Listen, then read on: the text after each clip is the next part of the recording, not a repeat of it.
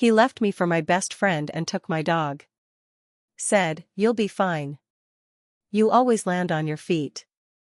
Months later, I became their landlord's boss. I raised their rent by 200% overnight. She begged for mercy. He texted me, "We're struggling. Please help." I replied, "I did help. I let you learn."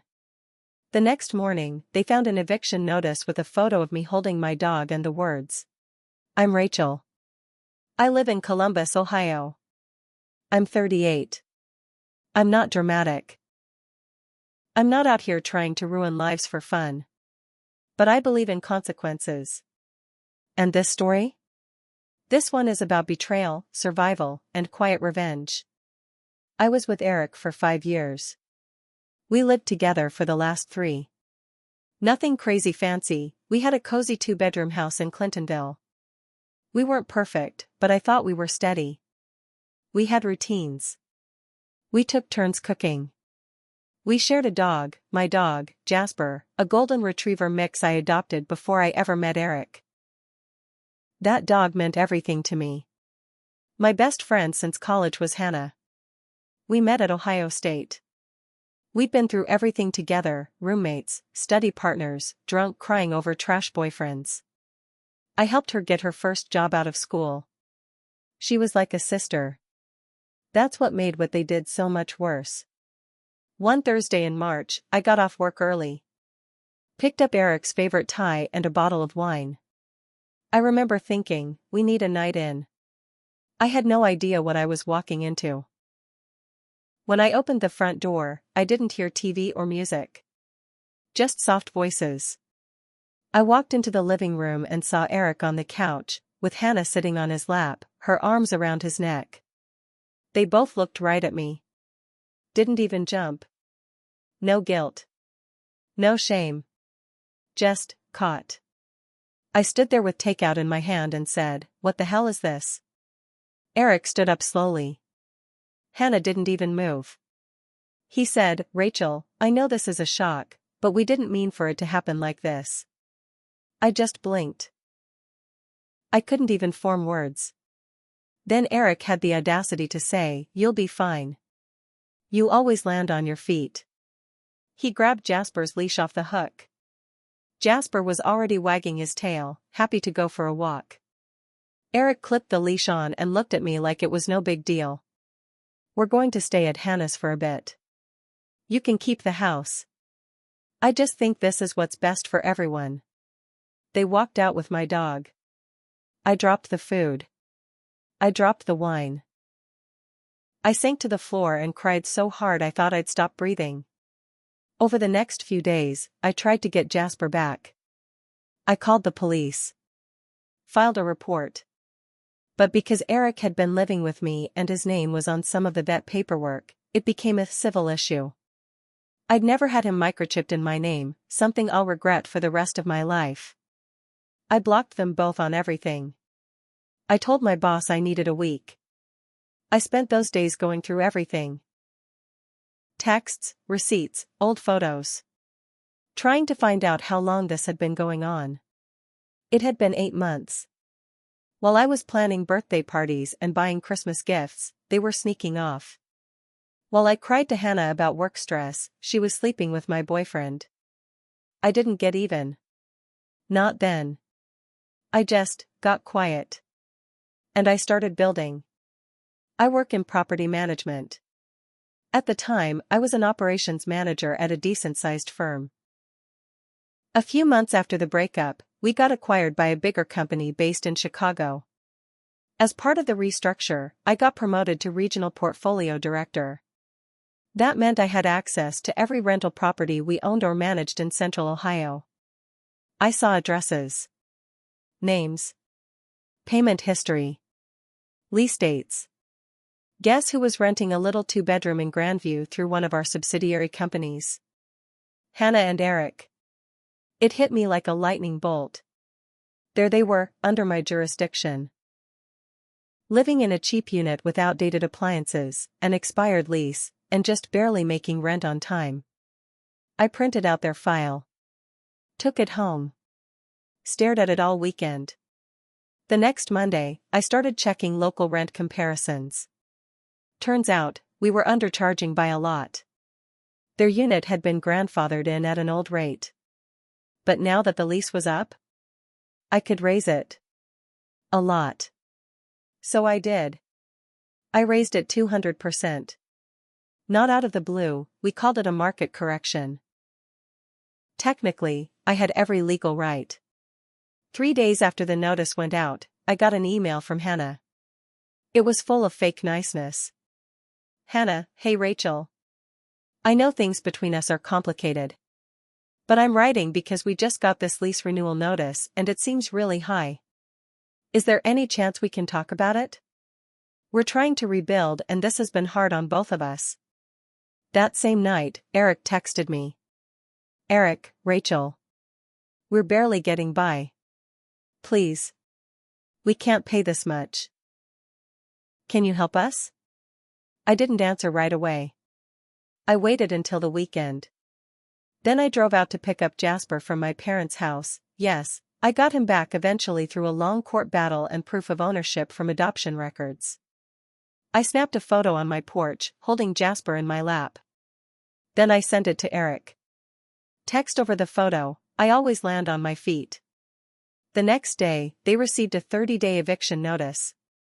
Not because I wanted to be cruel, but because actions have consequences. After the eviction notice landed in their mailbox, things started getting messy. At first, they were quiet. No more texts. No more emails. I figured they were either too embarrassed or trying to scramble for money. Either way, I didn't care. I went back to focusing on my job and Jasper. For the first time in months, I started sleeping through the night. I started running again. I was rebuilding. But then, 3 weeks later, I got a call from one of our on-site property managers at the Grandview unit. Rachel, we've got a problem. You might want to come down here. I drove straight over. I don't know what I expected, maybe they left a mess, maybe they skipped out on rent. But what I found made my blood boil. The front door was left wide open. Inside, the place was trashed. Garbage everywhere. The fridge was left open with spoiled food still inside. They'd torn holes in the drywall. Spray painted the hallway. Someone had even pissed in the closet. And in red paint, across the living room wall, were the words, "You always land on your feet? Let's see how long you stay standing." It hit me like a punch in the chest. I stood there with the property manager, staring at the mess, and I could feel my face burning. It wasn't just about money anymore. This was personal. They didn't just disrespect a property, they disrespected me. I filed a formal police report. Got pictures, video, everything documented. But I didn't stop there. I pulled their credit checks, their co-signers, their emergency contacts.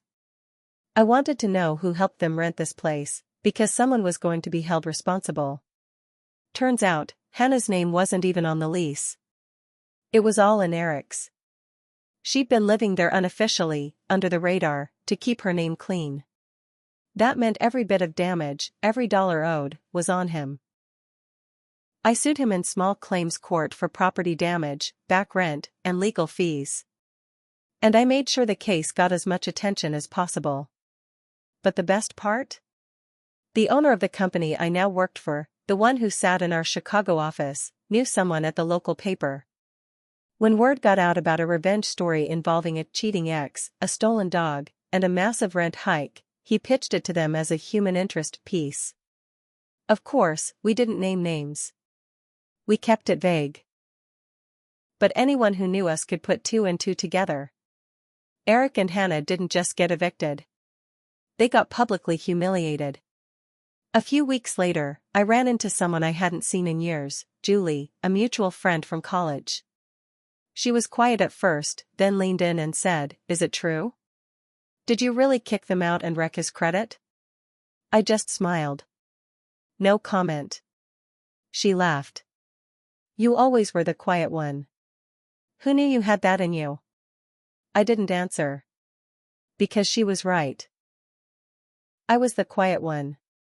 But even the quiet ones have limits. And mine had been crossed. 2 months passed after the eviction and the lawsuit. I thought things were over. I thought I could move on. But I was wrong. It started small. An envelope left under my windshield wiper outside my office. No return address. Inside was a photo, an old one. Me, Hannah, and Eric at my 35th birthday party. All smiles. Someone had scribbled over my face with black marker and wrote, "This isn't over." I brought it straight to security. They pulled the parking lot cameras. Nothing. Whoever left it knew where the cameras didn't reach. Then came the late-night phone calls. No one would say anything. Just breathing. Or static. Once, someone whispered, "You took everything." I knew it was them. Or at least, one of them. I filed a police report again. They logged it, told me to keep my doors locked, maybe install a camera. I already had one. I added 2 more. One pointing at my front door. Another watching my driveway. A week later, I got a notification from the camera app at 2:13 a.m. Motion detected. I opened the video. There, in the grainy black and white footage, was a figure walking up to my porch. Hoodie up. They looked straight at the camera. And then, slowly, they flipped it off, placed something on the welcome mat, and walked away. It was a small cardboard box. Inside were torn-up photos of Jasper. Cut up, crumpled, some with black ink scribbled all over him. My hand shook as I picked them up. My dog was safe, sleeping in my bedroom. But seeing those pictures felt like another violation. I knew they weren't going to stop. I called in a favor. "There's this guy I know through work, Tony. Ex-cop, now runs background checks and property security assessments for us. He's quiet, not the kind of guy who asks questions." I told him I needed to know where Eric and Hannah were living now. I didn't say why. He found them in 2 days. They were living in a dingy basement apartment on the South End, under a different rental company. Hannah had picked up some part-time gig at a vape shop. Eric was doing DoorDash. That's when I realized they weren't just angry, they were falling apart. And they blamed me for it. And maybe I did go too far. But I wasn't about to apologize. Not when they were still pulling the stalker crap. I met Tony for coffee and said, "I want to know everything. Where they go. Who they talk to. If they're planning something, I want a heads up." Tony nodded. "I can set up some soft surveillance. Nothing illegal. Just awareness." I paid him out of pocket. It wasn't cheap. But it was worth it. A week later, he came back with something unexpected. "Rachel, I think they're planning something stupid." "What kind of stupid?" He slid over a printed screenshot. It was from a Facebook group. Local gig work. Someone named Eric Coman 94 had posted. "Anyone know how to fake a break-in without leaving real evidence? Just need to make someone sweat." It didn't take a genius to figure out what that was about. I sent the screenshot to the police. They said it wasn't enough to press charges, but it was good to have it documented. I was starting to feel like I was living in a movie. I'd won. I'd taken my life back. But they were turning this into something darker. And I knew if I didn't stop it soon, someone was going to get hurt. I didn't sleep much after that. Every sound at night made me flinch. Every unknown number made my chest tighten. I didn't let Jasper out of my sight.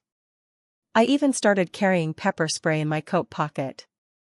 Tony kept tabs on Eric and Hannah. He said Eric was getting more reckless, drinking more, driving without logging DoorDash hours, sleeping in the car some nights. Hannah was still at the vape shop, but she looked strung out, like she wasn't sleeping either. One night, Tony called me at 11:42 p.m. He sounded tense. "They're at it again," he said. Eric's drunk. They're arguing. In the parking lot. Loud. Where? Outside their place. I don't think it's going to stay just yelling. I don't know what got into me, but I said, stay on them. I'm coming. He tried to talk me out of it. I didn't listen. I drove across town with Jasper in the back seat.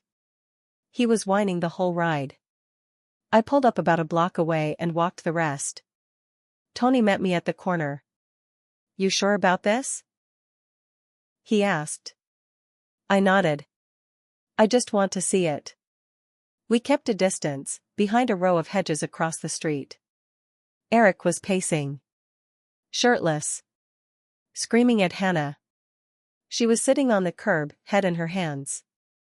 I couldn't hear every word, but I caught enough. You said she wouldn't fight back. You said we'd come out on top.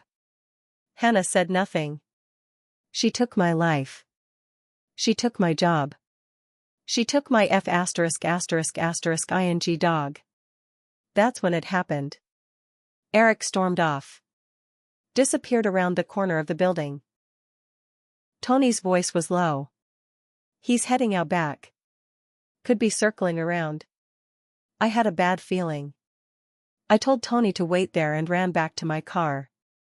Jasper was barking inside, ears up, alert. When I looked across the parking lot, I saw Eric again. He was crouching near a row of mailboxes, right beside my car. I stepped into the light. Eric. He turned.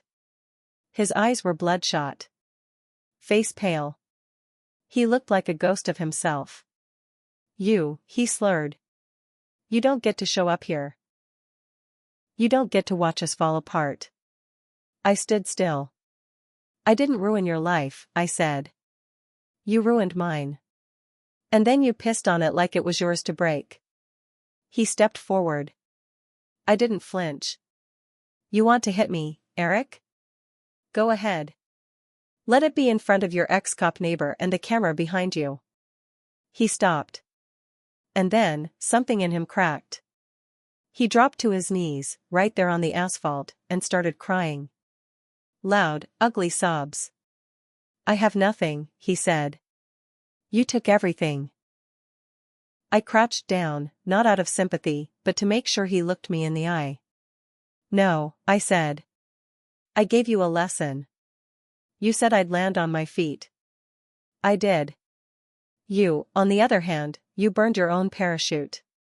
He didn't answer. Just stayed there on the ground like a broken man. Tony came up behind me.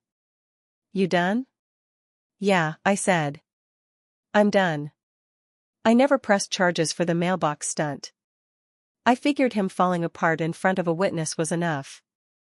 He moved out of Columbus 2 weeks later. Hannah left not long after. Last I heard, she was living in a motel out near Dayton. No job, no dog, no friends. Me? I got promoted again. I bought a bigger house, with a huge fenced-in yard for Jasper. I started seeing someone new, not rushing it, but different. Safe. Real. And every now and then, when I walk Jasper past the old neighborhood, I whisper the same words that started it all. I always land on my feet. Because I did. And I made damn sure they remembered it.